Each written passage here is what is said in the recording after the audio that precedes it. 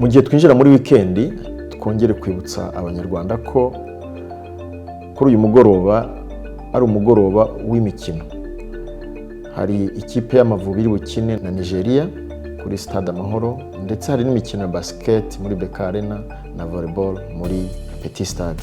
Kuko ibera icyarimwe mu masaha nimugoroba, birumvikana ko imihanda igana i Remera iza kuba ifite abagenzi benshi bagiye kureba iyo mikino mu buryo butandukanye.